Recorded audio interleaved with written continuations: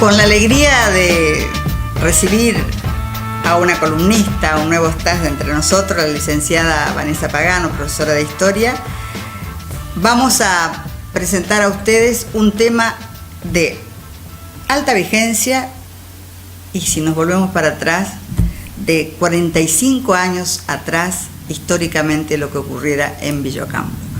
Ella va a tratar el tema haciéndonos recordar esa historia vivida que hoy de alguna manera vuelve a repetirse porque se conjugan los hechos que se recrean en Villa Ocampo negativamente.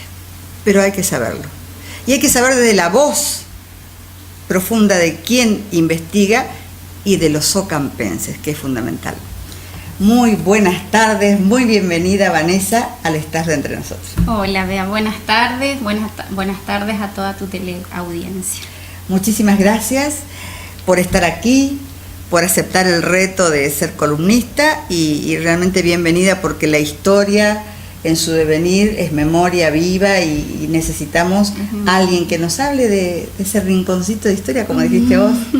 Pero ahora vamos a meter en la historia de Villa Ocampo, ¿no? El Ocampazo. El Ocampazo. El Ocampazo. El Ocampazo. El Ocampazo fue un 11 de abril de 1969.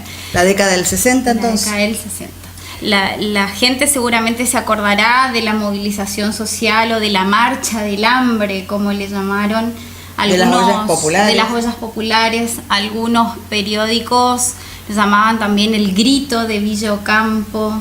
Es decir, fue una movilización, fue un movimiento social en donde una de las tantas veces en que la sociedad lo requirió, los ocampenses se juntaron, en este caso, para salvar una industria que estaba a punto de cerrarse, como era el Ingenio Arno. Producto, por supuesto, de políticas centrales. Claro, en ese momento el gobierno estaba... En ese momento se vivía la dictadura del general Juan Carlos Onganía. Él había asumido con un gobierno muy estricto, un estado burocrático autoritario. Por supuesto enmarcado en políticas económicas liberales, en donde la idea era que cuanto mayor capital extranjero podía ingresar al país, en detrimento, por supuesto, de las industrias nacionales y locales, iba a ser mejor y se iba a lograr esa eficiencia económica que tanto se necesitaba para el país. Ajá. Así que en ese marco un movimiento social muy importante, inolvidable para los ocampenses. ¿Qué es y cómo se da eso? Bueno, el Ocampazo surge porque como ministro de Economía en ese momento estaba un señor que se llamaba Adalbert Krieger Bacena. Él había establecido que la economía argentina tenía que crecer de alguna manera, lograr una optimización de todo lo que se podía llegar a generar. En ese marco establece una ley que se llama, la dieron en denominar después ley de cupo, que era la ley 17.163, que establecía para la producción cañera diferentes zonas. De la producción total de caña de azúcar que producía el país se iba a dividir en 3 zonas. Una zona A, que era para Tucumán, una zona B, que era para Salta y Jujuy, y una zona C, que era para Santa Fe, Chaco y Misiones. De esa zona C, del 100% de la producción, las 3 provincias tenían que coparticipar con el 7%. ¿Y Villa Ocampo? Villa Ocampo, en los ingenios de la zona... Porque en realidad teníamos Las Toscas, Tacuarembí y Villa Ocampo, que era lo máximo. El Ingenio Arno era el que mayor rinde tenía y el que mayor cantidad de caña molía. Entonces era el ingenio más fuerte. La ley de cupo por asfixia fue cerrando primero Tacuarembí, después Las Toscas, por decretos económicos también y políticos, y el último paso era cerrar el Ingenio Arno, y eso era lo que había que salvar. Y ahí sucede... Y en función de eso, el año 69 amanece digo porque fueron los primeros días de enero, la primera parte, la antesala del Ocampazo, sí, con algunos reclamos, una olla popular Eso fue en enero del 69. Y después noticias que vinieron del Ejecutivo Provincial, en donde se iba como a salvar al ingenio.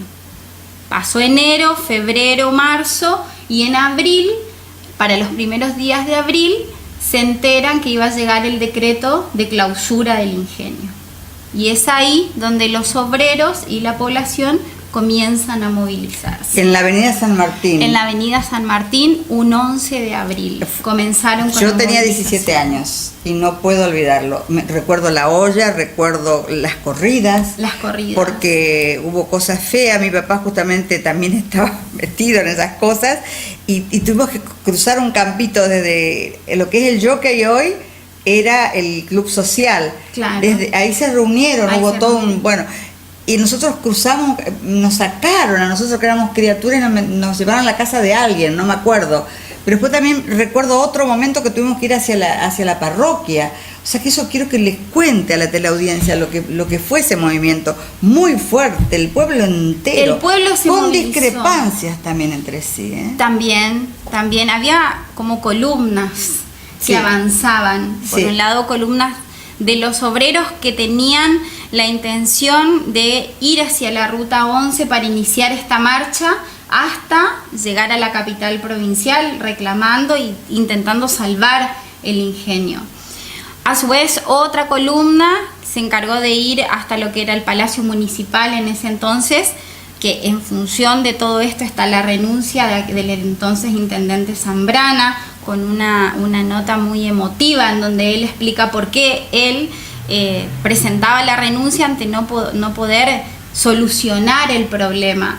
Esta Y nota después él la muere. declara en la revista Así, ¿Sí? que eran los periodistas que estaban Que acá cubriendo venían. los hechos. Sí. Entonces él en una nota muy emotiva dice que al ser él también un hermano de Villocampo y al no poder solucionar el problema, él prefiere presentar la renuncia. Y muere. Y fallece. Fallece de dolor, sí. Exactamente. Es verdad, ¿no? Esos son los compromisos fuertes Sí. de la gente de esa época. Sí. Y Vanessa, Es así entonces que las columnas comienzan a avanzar hacia la Ruta Nacional número 11 y según lo que comentan los periódicos y las revistas, en una primera instancia es la Guardia Rural la que intenta ir frenando las columnas y después sí se recibe la presencia de Gendarmería Nacional, que es la que se encarga de esa represión que terminó con la movilización, pero logró salvar el ingenio. sí. Aparece una figura nacional aquí en Villocampo. Aparece un sindicalista muy importante. Hay que saber que en ese momento el peronismo estaba proscripto, es decir, era un partido que había pasado a la clandestinidad después de la revolución del 55, que tuvo que ver con esa revolución que tomó prisionero a Aramburu, que enjuició y ejecutó a quien fue en un momento dictador de la historia argentina, y el peronismo pasa a ser mala palabra. Sí. Entonces, con toda esta estructura que Perón había armado respecto de los sindicatos, los gremios, el estatuto del peón, la modificación de la Constitución, con la inclusión del artículo 14 bis, el derecho de los trabajadores, los sindicatos en ese momento y en el marco de un golpe de Estado no estaban bien vistos. Por supuesto. No estaban bien vistos. Y menos viniendo del peronismo. Y menos viniendo de quien en ese momento no Claro. podía estar en la Entonces sociedad. llega este sindicalista en forma clandestina, Sí. bien latente todo se sabía, pero Claro, es decir, fue una cuestión estratégica la llegada de él, de la misma manera que la Colaboró, forma en que él salió también, de Villocampo. pero colaboró su presencia. Sí, por ayudó supuesto. muchísimo. Significó una presión para aquellas decisiones políticas que que pensaban había que tomar. cerrar O sea, el ingenio. Quizás el diálogo con los sindicalistas ocampenses, con la gente de la ciudad, de esa persona, se la puede nombrar, ¿no? Ongaro era, Sí, ¿no? Ongaro era, sí. Ongaro. Raimundo Ongaro. Significó algo importante como para que por lo menos en ese momento el ingenio no se cerrara. Ahora bien, sigue la historia. sigue. O sea, la por eso historia. yo digo que es vigente el tema que estás tratando. Y también puede hacernos reflexionar a los ocampenses de que hay que tomar conciencia de estas cosas y volcarnos todos bajo un mismo proyecto, bajo un mismo lineamiento. Sí. Porque juntarnos, dejar de lado las mezquindades, no pensar voy a hacer una cooperativa por acá, voy a hacer la parte pública se va a ayornar con esto para el otro, no, yo creo que tenemos que salvar Villocampo, porque aunque sea con microemprendimiento, pero el ingenio es una palabra que duele al corazón, porque es nuestro. Sí, duele. Es una palabra que duele al corazón. Cuenca que uno dice no puede ser, y la gente no deja de sembrar caña porque está en la naturaleza. En la herencia, en las generaciones nuestras. Claro. Tenemos que, como decíamos hoy, ante toda situación, los ocampenses nos hemos unido para salvar las industrias. Sabemos que las localidades como las nuestras sobreviven y salen adelante a fuerza de pulmón de los pobladores y de los interesados. Hace 45 años atrás se salvó el ingenio, en su momento. Después hubo diferentes ciclos en los que se presentaron crisis que hicieron que el ingenio vuelva a cerrar sus puertas. Nuevamente se logró salir adelante.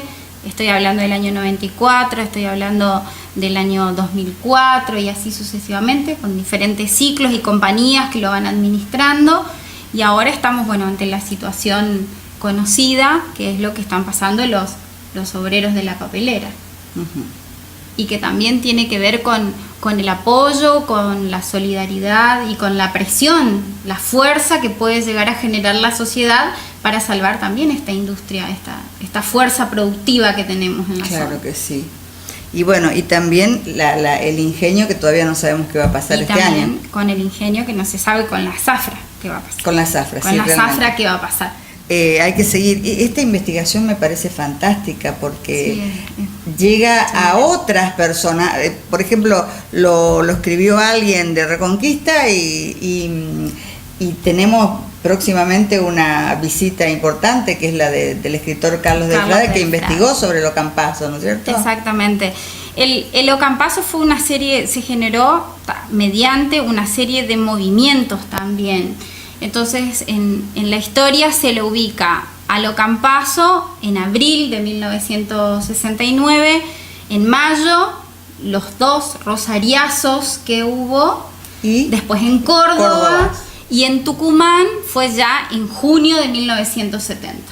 Pero también con ese mismo tinte de movilización social por diferentes causas, atravesados por diferentes cuestiones que pueden ser políticas, sociales, ideológicas, pero con esa fuerza y esa unión de las personas. Muy bien. Vanessa Pagano, licenciada en Historia, nuestra columnista de este rincón de historia, hablando de lo nuestro. Qué interesante, ¿no? Pero no va a dejar de hacerlo también hablando de la historia universal, de la historia de la Argentina, de la región, y siempre volveremos a nuestro génesis, que es Villocampo. Vanessa, algo que quede, por favor, no dejes de hacerlo. No, creo que la idea quedó clara. Sí. Muchísimas gracias, realmente, gracias por aceptar la invitación. Seguimos entre nosotros con tu presencia en otro momento, y a ustedes, gracias por darle la bienvenida a ella, licenciada en Historia. Seguimos con otros invitados. Muchas gracias.